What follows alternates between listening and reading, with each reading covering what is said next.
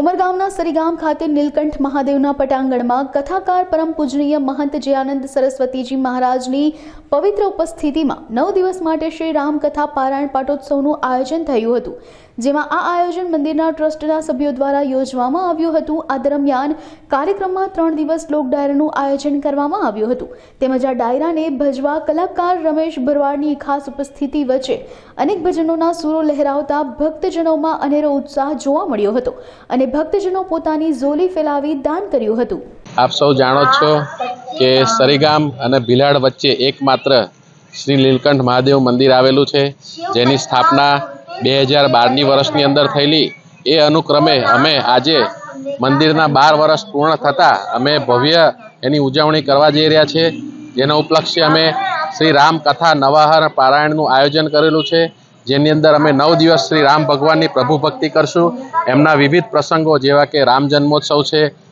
પ્રભુ સીતારામ વિવાહ છે અને ભગવાને જે રામેશ્વર શિવલિંગ બનાવેલું એનું પૂજન એ અમે શ્રી નીલકંઠ મહાદેવ મંદિરના પરિસરમાં જે મંડપ સ્થાપિત કર્યો છે એની અંદર અમે ભવ્ય ઉજવણી કરવા જઈ રહ્યા છે। આ દરેક અમારો જે કાર્યક્રમ છે એનું એક જ અમારું લક્ષ્ય છે, એનું એક લાભાર્થી અમે જે કરવા જઈ રહ્યા છે।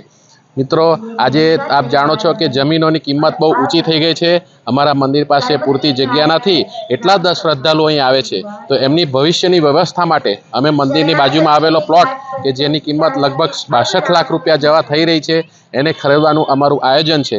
એના લાભાર્થી જ અમે શ્રી રામ કથાનું આયોજન કરેલું છે અને અમે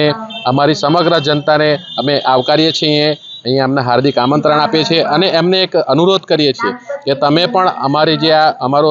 જે પવિત્ર ઉદ્દેશ છે એની અંદર લાભ લો। અમે એની અંદર એક આઈડિયા વાપર્યો છે, નવો પ્રયોગ કર્યો છે કે નાનામાં નાનો માણસ પણ એની અંદર પોતાનું જે યથાશક્તિ ભૂમિદાન ભગવાન માટે મંદિર માટે ભૂમિદાન આપી શકે। એ માટે અમે પર સ્ક્વેર ફૂટ 2500 રૂપિયાનું દાન અમે નક્કી કર્યું છે, જેની અંદર ઘણા લોકોએ